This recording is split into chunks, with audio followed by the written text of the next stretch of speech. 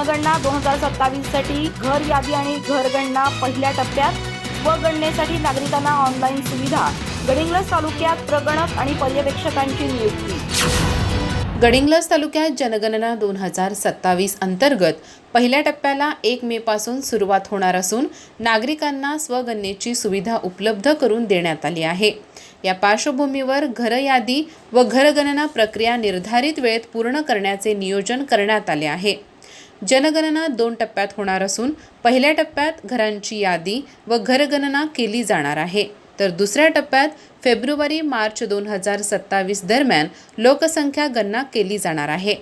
पहिल्या टप्प्यात नागरिकांना 1 मे 2026 ते 15 मे 2026 या कालावधीत se.census.gov.in या संकेतस्थळावर किंवा संबंधित ॲपवर स्वगणना करता येणार आहे। त्यानंतर 16 मे 2026 ते 14 जून 2026 या कालावधीत प्रगणकांकडून प्रत्यक्ष घरभेटीद्वारे घरयादी व घरगणना केली जाणार आहे।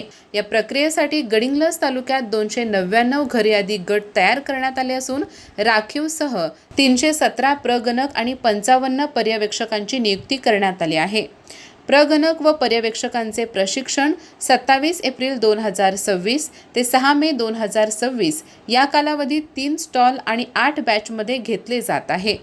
यामध्ये 27 ते 29 एप्रिल दरम्यान झालेल्या पहिल्या स्टॉलमध्ये 99 प्रगणक व पर्यवेक्षकांनी प्रशिक्षण पूर्ण केले असून उर्वरित प्रशिक्षण 30 एप्रिल ते 3 मे आणि 4 मे ते 6 मे या कालावधीत होणार आहे। स्वगणना केलेल्या नागरिकांनी प्रगणक भेटीच्या वेळी आपला SCID क्रमांक देणे आवश्यक असून त्यानंतर जनगणनेची प्रक्रिया पूर्ण होणार आहे। त्यामुळे सर्व नागरिकांनी स्वगणना करून या महत्त्वाच्या उपक्रमात सक्रिय सहभाग नोंदवावा आणि प्रगणकांना सहकार्य करावे, असे आवाहन जनगणना चार्ज अधिकारी तथा गडिंग्लजचे तहसीलदार ऋषिकेश शेळके यांनी केले आहे। अधिक माहिती आणि ताज्या घडामोडींसाठी आजच आमचे चॅनल सबस्क्राइब करा।